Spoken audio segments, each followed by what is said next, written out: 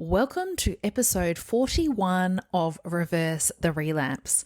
And today is rather a personal episode where I share with you how to not eat when life turns to crap. You're in the right place if you're ready to stop the sabotage and weight regain post weight loss surgery and start losing again.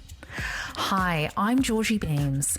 I'm a psychologist who works in the area of emotional eating, sabotage, and weight regain for weight loss surgery patients. I work both in a weight loss surgery clinic as well as supporting women online to reverse the relapse. I honestly believe that psychology should be a mandatory part of everyone's weight loss surgery journey. Your body has had an upgrade to version 2.0 after surgery, but your mind has been operating at version 1.0. You're here to update your mind to match your body and get back on your weight loss path, and I'm here to help you.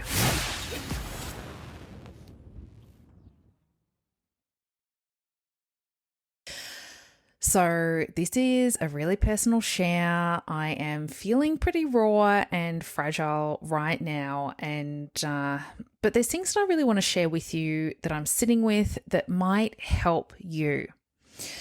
So last night I learnt that a friend's husband, who I really loved, died in a sudden and tragic way.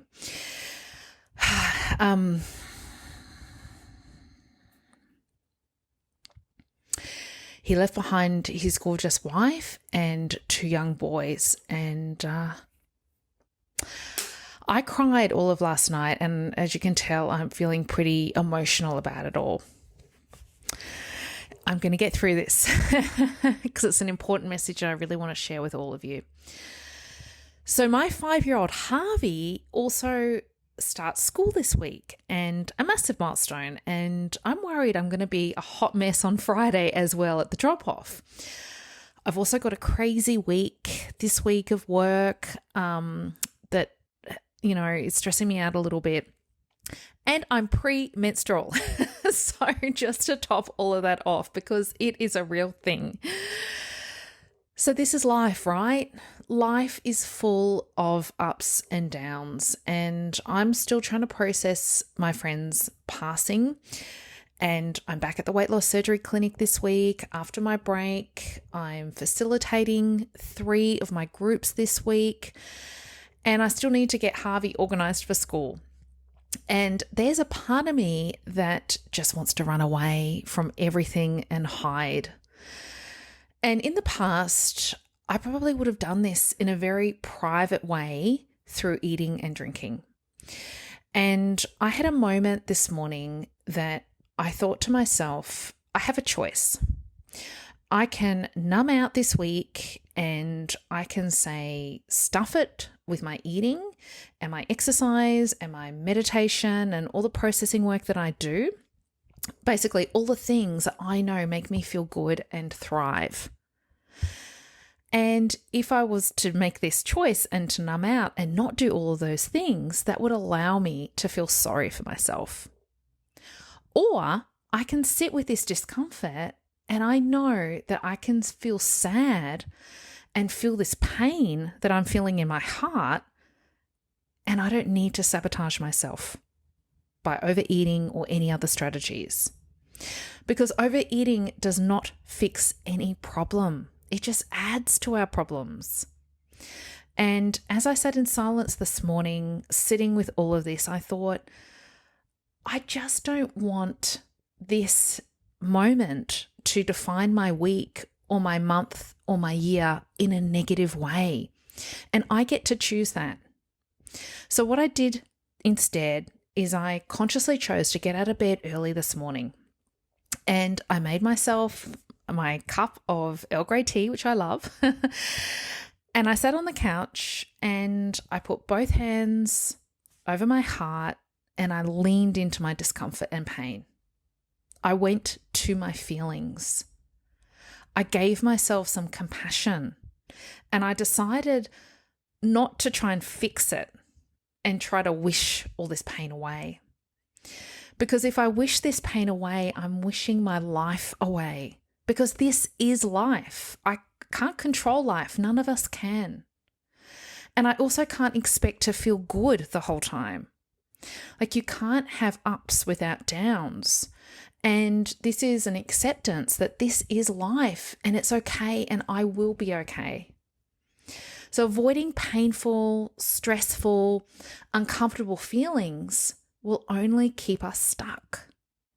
Now, in the moment, it is so much easier, trust me. I know this all too well.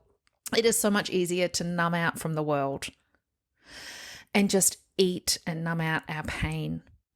But numbing out of life is not how I want to choose to show up in my life. I want more for myself. I want more from my life. And I don't want to be the type of person who numbs out and eats my way through this.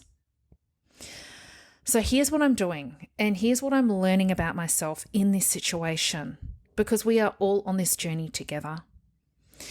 So every time I see my friend's smiling face that keeps popping into my head,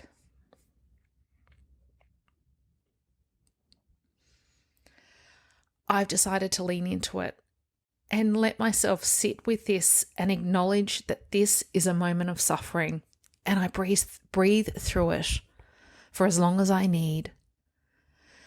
I'm choosing not to avoid it, and I'm choosing not to want to feel happy again straight away and just want to feel good.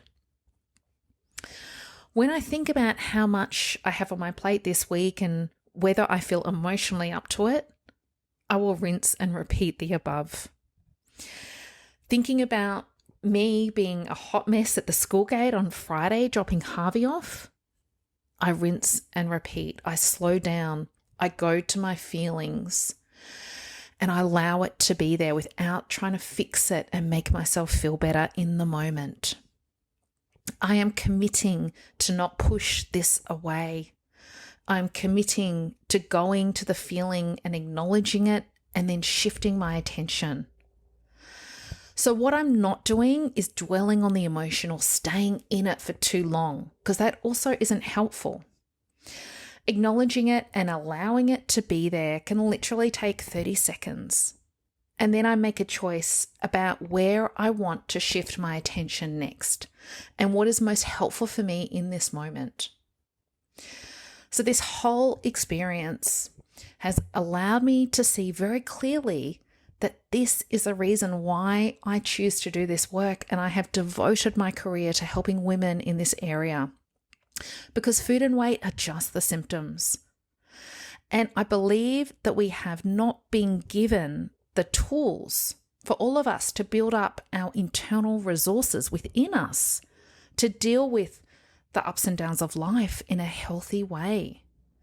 And instead, we've been taught to use these external quick fix strategies to help us cope, such as food, such as numbing out on your phone or playing games on your phone or turning to alcohol or drugs or staying busy or working too much. All of these are distraction strategies to try to avoid the internal pain and discomfort.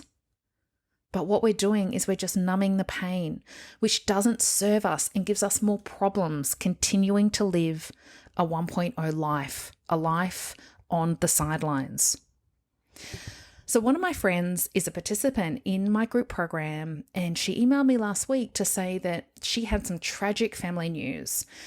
And now she could see that my program was equipping her with the tools to deal with life's ups and downs without eating, to still have choices and to stay in your power regardless of your external circumstances and what curveballs life throws you.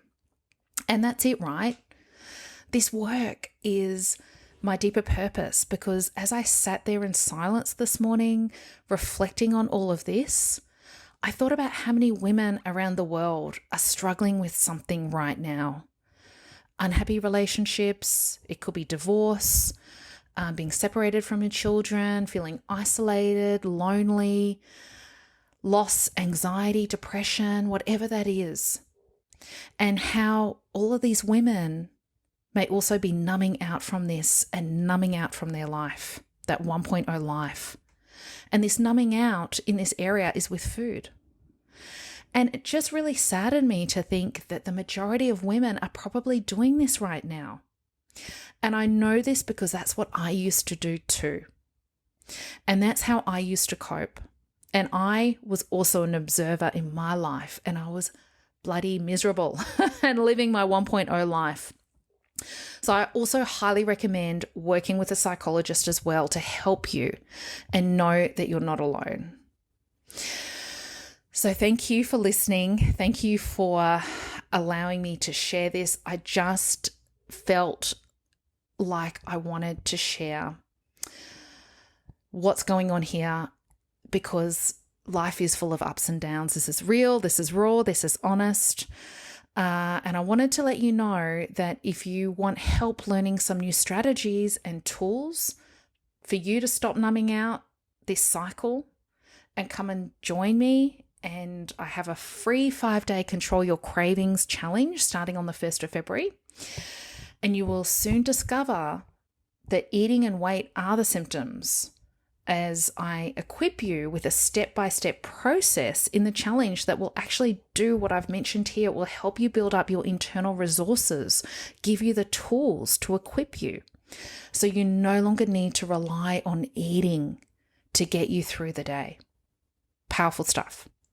So you can grab the link at www.georgiebeams.com and come join us. Let's hang out for the week. I'd love to help you and support you. So I hope this episode has resonated. We are in this together. Thank you for being here, and I will see you next week.